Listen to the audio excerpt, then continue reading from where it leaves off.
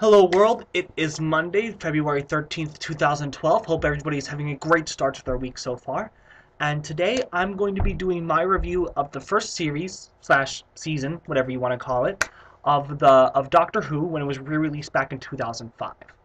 Started watching the series a couple of months ago on Netflix, and I love Doctor Who now. I'm a huge Doctor Who fan, so let's just get started with the review of Series 1 of Doctor Who. So Series 1 of Doctor Who, the Doctor, if you don't know, the Doctor is a Time Lord. A Time Lord are essentially these immortal aliens that have these immortal humanoid aliens with two hearts that have the ability to travel across time and space. So the Doctor is one of these Time Lords that has traveled throughout time and space. And the show's been around since the 1960s, got canceled in the mid-90s, was brought back in 2005. So the Doctor is the last of the Time Lords. What happened was that his entire species was wiped out in the Time War against the Daleks. The Daleks were also wiped out off the face of the galaxy too. So the Doctor is just traveling around on his own, very brooding, very melancholy, very sinister, very cynical, that sort of thing, until he meets Rose Tyler. Rose Tyler is your typical 19-year-old London teenager, who has a boyfriend, a job, lives with her mom, etc. So one day at work, Rose is attacked by mannequin aliens, only to be rescued by the Doctor. So then after she gets rescued by the Doctor, she decides to accompany the Doctor in his travels, in his adventures across time and space, and the whole series slash season revolves around their adventures. So here are the things that are really good about Doctor Who. First off, I love the Ninth Doctor. A lot of people really don't tend to like Christopher Eccleston as the Ninth Doctor, but I think he does a fantastic job. I mean, he steals every scene he's in with his never-ending sense of curiosity and his desire to really bring about good.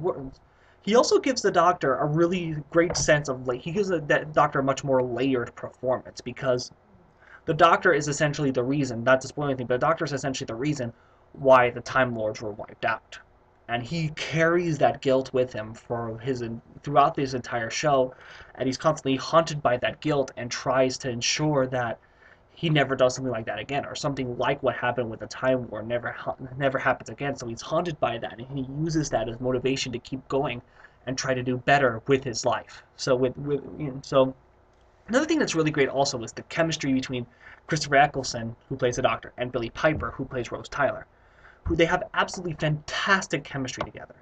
I mean, it feels so natural to watch them interact on screen together. They play off each other extremely well, and nothing ever really feels forced between the two of them. And it's definitely the best aspect of the show, seeing them interact and seeing them work together to solve problems. It is so extremely fantastic. It's the highlight of this series.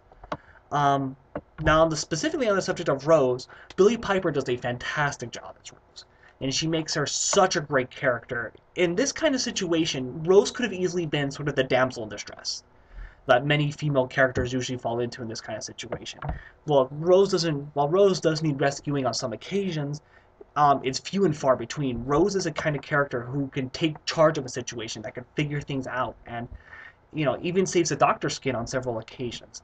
And she's she's an independent woman who knows what she's doing and knows what she wants, and will go through any means to get it. And she's really smart, and she's really she's a really great character.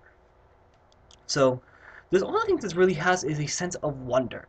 One of the things that science fiction, one of the things that Doctor Who has sort of been really missed in science fiction, as of recently, with the reimagined Battlestar Galactica, which you guys know that I love. I love the reimagined Battlestar Galactica. I think it's the most fantastic, epically awesome science fiction thing to ever come out in the history of ever.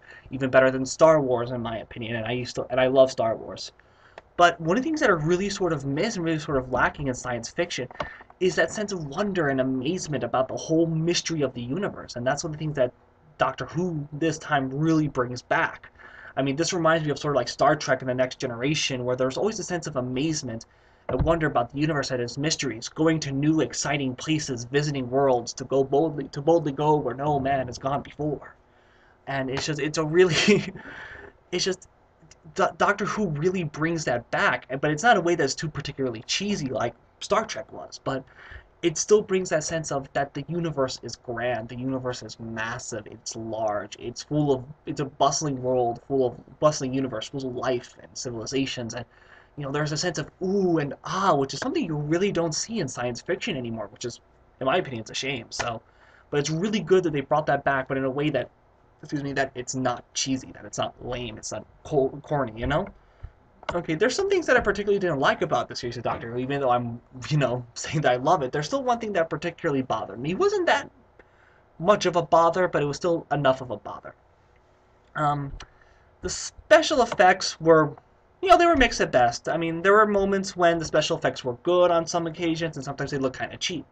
I mean, I know this is a TV show that they're running on a budget, but come on. Battlestar Galactica was able to have amazing special effects for a science fiction TV show. Granted, the outer space shots that they did were very few and far between, but, that they're still able to pull off really amazing special effects. So, the bottom line is that Doctor Who mixes what's old about science fiction, like that sense of wonder and amazement that I talked about, with what's new.